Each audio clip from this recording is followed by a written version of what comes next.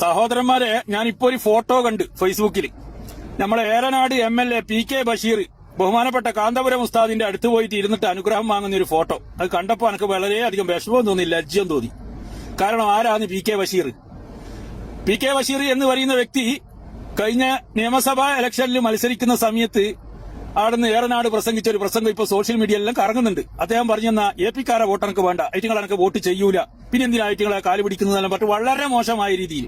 അത് മാത്രമല്ല, ആ ഇലക്ഷനിൽ PK ബഷീർ ജയിച്ച സമയത്ത് ഒരു ഉസ്താദ്, ആ നാട്ടിലുള്ള ഒരു ഉസ്താദ് ഇദ്ദേഹത്തെ കണ്ടപ്പോ പറഞ്ഞൊരു നമ്മളെ സഹായിച്ചിട്ടുണ്ട്. എന്നിട്ട് ഉസ്താദ് ഒരു സ്വാഭാവികരമായിട്ട് അത് പറഞ്ഞു. അത് പറഞ്ഞതിന്റെ പേരിൽ അയാളോട് പറഞ്ഞു, പോയി പണി ഉണ്ടാക്കടോ, ഇന്ത്യയിലെ വോട്ടാരോടോ വേണമെന്ന് പറഞ്ഞിരുന്നാണ് അയാളെ വരടിക്ക് തരൂ. ഇവൻ തന്നെ ഈ പ്രസംഗത്തിൽ പറയുന്നുണ്ട്. അത്രയും ഉളുപ്പില്ലാത്ത ഒരു മനുഷ്യനാണ് ഈ PK ബഷീർ. ഓനാണ് എന്ത് ചെയ്യുന്നേ, കാന്തപുരം ഉസ്താദിന്റെ അരിയത്ത് പോയിട്ട് ഇരുന്നിട്ട് അനുഗ്രഹം വാങ്ങുന്ന ഒരു ഫോട്ടോ ഒന്ന് ആലോചിച്ച് നോക്കിയേ. മറ്റൊന്ന്, ഈ PK ബഷീർ ആരാ? സീതി ഹാജിന്റെ മോന്. ആരാണ് സീതി ഹാജി? അദ്ദേഹത്തിന്റെ ജീവിതകാലത്ത് അദ്ദേഹം പറഞ്ഞ എന്റെ അവസാനത്തെ ശ്വാസം വരെ ഞാൻ സുന്നികൾക്കെതിരെ പൊരുതു എന്ന് മലപ്പുറം ജില്ല പുളിക്കലിൽ വെച്ചിട്ട് ആയിരക്കണക്കിന് ആൾക്കാരുടെ മുമ്പിൽ വെച്ചിട്ട് പ്രസംഗിച്ച മനുഷ്യനാണ് ആര്? സീതി ഹാജി.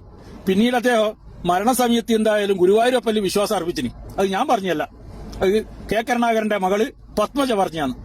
ഗുരുവായൂരപ്പനോട് പ്രാർത്ഥിക്കാൻ വേണ്ടി K കരുണാകരനോട് എങ്ങനെയുണ്ട് അയാളെ ഹിദായത്ത്? നല്ല തന്നെ ആയിക്കോട്ടെ, അതിലൊന്നും നമുക്ക് അഭിപ്രായ വ്യത്യാസമില്ല. പക്ഷേ ഇവർക്ക് ഈ കാന്തപുരം ഉസ്താദിന്റെ അടുത്ത് പോകുന്നതിന് മുമ്പ് ഒരു കാര്യം ഓർമ്മിച്ചൂടെ, നമ്മൾ എന്തെല്ലാം ചെയ്തിന്, ഇദ്ദേഹത്തിനെതിരെ എന്തെല്ലാം പ്രസംഗങ്ങൾ നടത്തിയിന്. ഈ PK ബഷീർ കഴിഞ്ഞ പ്രാവശ്യം നിയമസഭയിൽ വിദ്യാഭ്യാസ മന്ത്രിനോട് പറയുന്ന ഒരു കാര്യമില്ലേ, ഈ ഉസ്താദുമാരെ ഇങ്ങനെ നിങ്ങൾ താലോലിക്കറ്, മറ്റിയാക്കറ് മറിച്ചാക്കറും. എന്നിട്ട് ഈ ഇലക്ഷന്റെ സമയത്ത് കാന്തപുരം ഉസ്താദിന്റെ അടുത്ത് പോയിട്ട് കുമ്പിട്ട് നിൽക്കാൻ ഈറ്റുകളെ തൊലിക്കട്ടി എത്ര മാത്രം ഉണ്ട് നിങ്ങൾ ആലോചിച്ച സഹോദരന്മാരെ.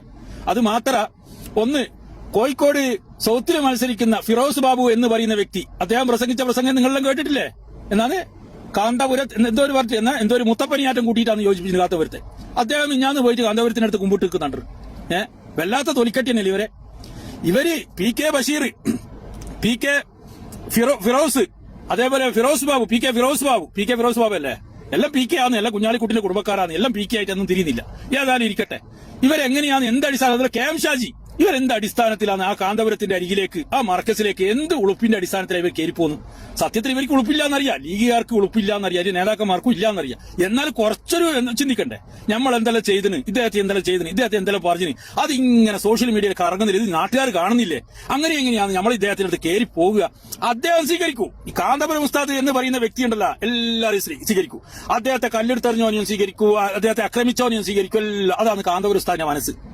ആര് വന്നു കഴിഞ്ഞാൽ അവരെ സ്വീകരിച്ച്, അവർക്ക് വേണ്ടുന്ന ഭക്ഷണം കൊടുത്ത്, അവർക്ക് വേണ്ടുന്ന വെള്ളം കൊടുത്ത്, അവരെ നല്ല സ്വീകരിച്ചിട്ടേ കാന്തപുരം ഉസ്താദ് വിടൂ. അല്ലാണ്ട് കാരായി രാജനെ സ്വീകരിച്ച സമയത്ത് ഏതോ സുഡാപ്പികൾ ഭയങ്കരമായിട്ട് ചൊറിയുന്നുണ്ടായിരുന്നു. അതേപോലെ ഇന്നലെ എല്ലാവരും വരുമ്പോൾ അദ്ദേഹം സ്വീകരിക്കും. എന്നാൽ ഈ പോകുന്നവർക്ക് കുറച്ച് ഉളുപ്പ് വേണ്ടേ? നമ്മൾ മുൻകാലങ്ങളിൽ പറഞ്ഞ കാര്യങ്ങൾ നമുക്ക് ഓർമ്മ വേണ്ടേ നമ്മൾ അദ്ദേഹത്തിന്റെ അടുത്ത് പോകുന്നതിനെ കുറിച്ചിട്ട്?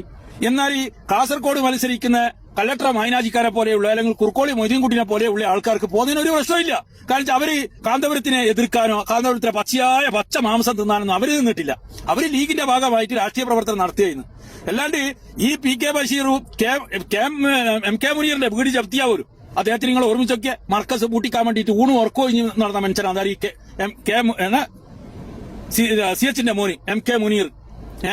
ഇവരെല്ലാം ഇങ്ങനെ എന്ത് അടിസ്ഥാനത്തിലാണ്, എന്ത് തൊലിക്കട്ടിന്റെ അടിസ്ഥാനത്തിലാണ് കാന്തപുരം ഉസ്താദിന്റെ അടുത്ത് പോയിട്ട് അനുഗ്രഹം വാങ്ങുന്നത്? ഒന്ന് ആലോചിച്ച് നോക്കിയ സഹോദരന്മാരെ. അത് കണ്ടപ്പോ ഞാൻ നിങ്ങളുമായിട്ട് പങ്കുവെച്ച ഒരു ഉളുപ്പല്ല കുറച്ചെല്ലാം നല്ല ഉള്ള ചോറിനുള്ള ബുദ്ധിയും വിവരവും എന്താ പറയുക, വിവേകമല്ല ഒരു മനുഷ്യനായതല്ലേ. രാഷ്ട്രീയ ആയാലും എന്തും ആകാം. നമുക്ക് രാഷ്ട്രീയത്തിന്റെ സ്റ്റേജ് കയറിയിട്ടാകുമ്പോ പുല്ലും പുലിയാട്ടും പറയാ, അത് ഇറങ്ങി വന്നിട്ട് കൈപിടിച്ച് മുത്ത എന്നുള്ള രീതി ഉണ്ടല്ലോ മാപ്പിളാർക്ക് പറഞ്ഞല്ലായിരുന്നു കേട്ടാ. അത് ഓർമ്മിക്കുന്നത് നിങ്ങൾ നല്ലതാ.